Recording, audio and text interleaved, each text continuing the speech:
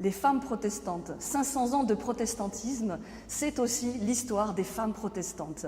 Quelle a été leur place, quel a été leur rôle dans l'Église, mais aussi plus largement dans les sociétés. Alors c'est difficile de partir à la recherche de l'histoire de ces femmes, parce que souvent l'histoire a été écrite par des hommes, au sujet des hommes. Et pourtant nous avons cette mosaïque de portraits de femmes protestantes, anonymes, inconnues, mais qui ont joué un grand rôle dans la propagation de ces idées de la Réforme. Et je vous propose donc de partir à la découverte de ces femmes protestantes. Quel a été le rôle de ces femmes pendant la Réforme? Eh bien, pour avoir une idée, on peut notamment écouter ce que les critiques de la Réforme protestante ont dit. Et ainsi, en 1705, on a quelqu'un qui les accuse en disant « Les femmes sont les trompettes de votre évangile ». Ce qui veut dire que c'était les femmes aussi qui diffusaient, qui prêchaient, qui propageaient ces idées de la Réforme. Et c'est notamment grâce à elles que, depuis l'Allemagne, ça a gagné l'Europe et ensuite le monde entier, et qu'on a aujourd'hui des protestantes dans le monde entier. Il est incontestable que la Réforme a aidé à promouvoir la condition féminine. Le bouleversement ecclésial introduit par la Réforme a eu aussi en fait des conséquences sociétales. Et donc c'est la Réforme qui a notamment permis une plus grande place de la femme, notamment dans l'Église, mais aussi dans les sociétés. Alors c'est vrai que les réformateurs eux-mêmes, au XVIe siècle, ils n'étaient pas forcément des féministes, et il y a même quelques remarques très sexistes de leur part, ils étaient les fruits de leur époque. Mais on pourrait dire que l'arbre est dans la graine. Dans l'enseignement qu'ils ont donné, notamment par un retour à l'écriture, ils ont permis cette place plus grande donnée aux femmes.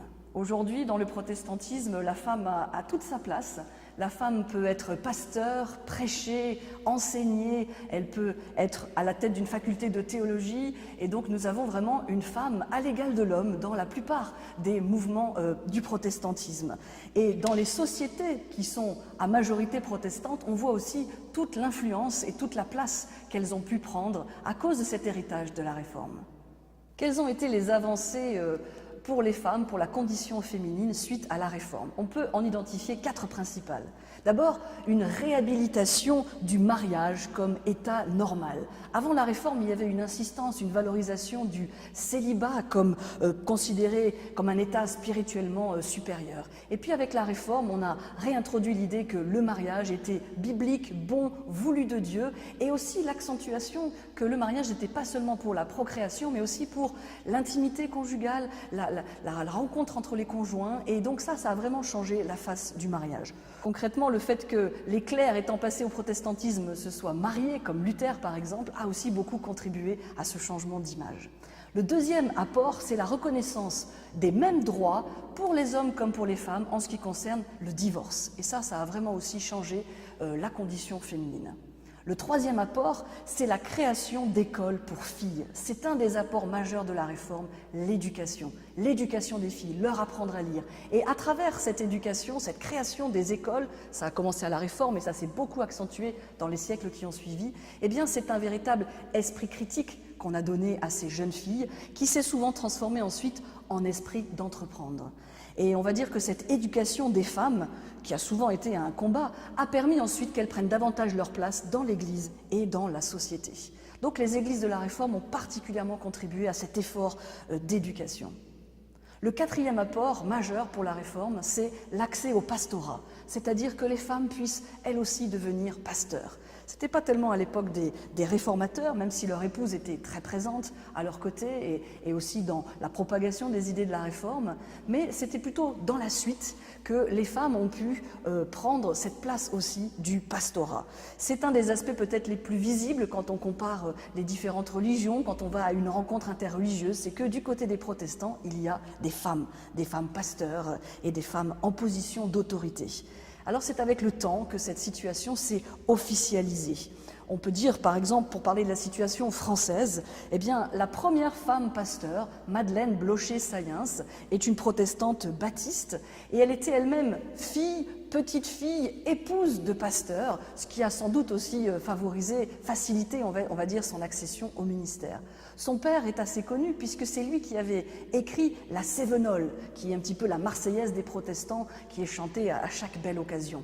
Et donc, lorsque son mari, qui était pasteur, décède, décède, eh bien, l'Église baptiste de Paris lui confie à elle le ministère pastoral. C'est elle la première en France. Ensuite, du côté réformé, eh bien, c'est une femme de la région, Madame Schmitt, Mademoiselle Schmitt, qui sera pasteur, reconnue pasteur, et on est en 1949. Pour situer, dites-vous que le droit de vote aux femmes en France, c'est 1944. Donc vous voyez que ça correspond aussi aux grandes évolutions de la société. On voit donc une certaine continuité entre ces premières femmes qui prêchaient lors des assemblées clandestines ou bien qui prophétisaient comme Isabeau Vincent dans la Drôme, et puis aujourd'hui ces femmes pasteurs qui prêchent, qui sont professeurs de théologie, doyennes de faculté, et donc on voit cette continuité, on va dire, dans cette place particulière, privilégiée accordée aux femmes dans le protestantisme. Souvent, les femmes protestantes sont des militantes et c'est vrai que particulièrement au XXe siècle, on va trouver des femmes protestantes militantes pour les droits des femmes dans la société. On les avait rencontrées déjà à l'époque de la demande du droit de vote et on va aussi les retrouver notamment au planning familial ou pour militer pour mieux faire connaître la contraception. Et donc, ça n'est pas étonnant que c'est par exemple dans des pays à majorité protestante, luthérienne, scandinave, que le droit de vote va être le premier accordé aux femmes. Qui sont les grandes héroïnes parmi les femmes protestantes? Alors nous n'avons pas de saints ou de saintes parmi les protestants, mais on a des grands personnages, des grandes figures féminines qui vraiment inspirent encore aujourd'hui les protestantes. Alors au XVIe siècle, ce sont plutôt des pionnières. Dès les débuts de la Réforme, des femmes de toutes conditions embrassent ces idées nouvelles, depuis les couvents ou les cours royales. Alors au XVIe siècle, on connaît surtout les femmes des réformateurs, comme Madame Luther, Catherine de Bord, Madame Calvin, Idelette de Bure ou Madame Zwingli. Et c'est vrai qu'elles furent de solides soutiens à leur mari et à la propagation des idées de la Réforme. Mais il y a aussi des femmes peut-être moins connues et qui ont pourtant joué un rôle clé, notamment par exemple à Strasbourg, quand Katharina Zellschutz a permis, on va dire, a été la cheville ouvrière, la clé de voûte de la Réforme à Strasbourg. Ou bien Marie d'Antière, une des rares femmes à être sur le mur des réformateurs à Genève. Sur ce mur qui célèbre les grandes figures de la Réforme, on ne trouve que des hommes. Mais depuis quelques années, on a aussi rajouté, si on peut dire, ce nom de Marie d'Antière, parce que c'est vrai qu'elle a une place particulière, peut-être l'une des premières théologiennes féministes, laïques, pour employer des termes plus contemporains. Elle était prieure dans un couvent, elle se convertit aux idées de la Réforme, et puis elle épouse un réformateur et publie un livre qui va être censuré, interdit très vite, parce qu'il encourage justement à ce que la femme prenne davantage de place. Alors, bannie en quelque sorte, eh bien, elle va se consacrer à l'éducation des filles en ouvrant avec son mari une école pour encourager l'éducation des filles, et elle leur apprendra même le grec et l'hébreu. Au XVIIIe siècle, c'est le temps des persécutions, et c'est la période du courage silencieux de ces femmes qui vont notamment continuer à transmettre la foi par la lecture de la Bible. Alors que c'était interdit, eh bien elles vont continuer ce culte de famille, elles vont continuer à transmettre la foi, alors que donc c'est une période de persécution, une période sombre. Si les hommes sont envoyés aux galères, les femmes, elles, sont envoyées en prison. Et c'est notamment le témoignage de Marie Durand, enfermée à Aigues-Mortes pendant 38 ans pour sa foi, avec cette pression quotidienne, journalière, d'abjurer sa foi, et ce témoignage de fidélité à sa foi et à la foi ici de ses ancêtres. Et c'est avec beaucoup d'émotion qu'on regarde ce mot de résister qu'elle a pu graver ici, qu'elle a pu graver et encourager avec elle des générations ensuite de protestantes à garder le dépôt de la foi, à être des témoins d'espérance. Au XIXe siècle, après les Lumières et la persécution, les femmes continuent à transmettre l'espérance malgré tout, alors que peu de professions leur sont ouvertes. On les retrouve donc nombreuses pour partir en mission. Et c'est par exemple la période de Catherine Booth, qui est la fondatrice avec son mari de l'Armée du Salut. On l'appelle même la mère de l'Armée du Salut. Et elle était une prédicatrice particulièrement appréciée, vraiment attirant des foules avec elle, à une époque où cela ne se faisait pas pour une femme de parler en public. Et c'est vrai que l'Armée du Salut va particulièrement encourager les femmes à prendre leur poste. Et moi, c'est avec émotion que je pense notamment à ma grand-tante qui était colonelle et qui dirigeait l'Armée du Salut en Italie, à une époque, il y a plus de 60 ans, où les femmes étaient encore dans la quête, on va dire, n'avaient pas encore cette reconnaissance publique. Et donc, les protestants vont permettre à ces femmes-là, notamment à l'Armée du Salut ou dans d'autres branches du protestantisme, de pouvoir exprimer leurs dons. Le XIXe siècle, c'est aussi l'époque de Florence Nightingale, anglaise, fondatrice des infirmières militaires. Elle va professionnaliser cette profession, on va dire, d'infirmière et l'aider à se développer jusqu'à son statut moderne. On disait qu'à son époque, c'était la femme la plus célèbre d'Angleterre, juste après la reine Victoria.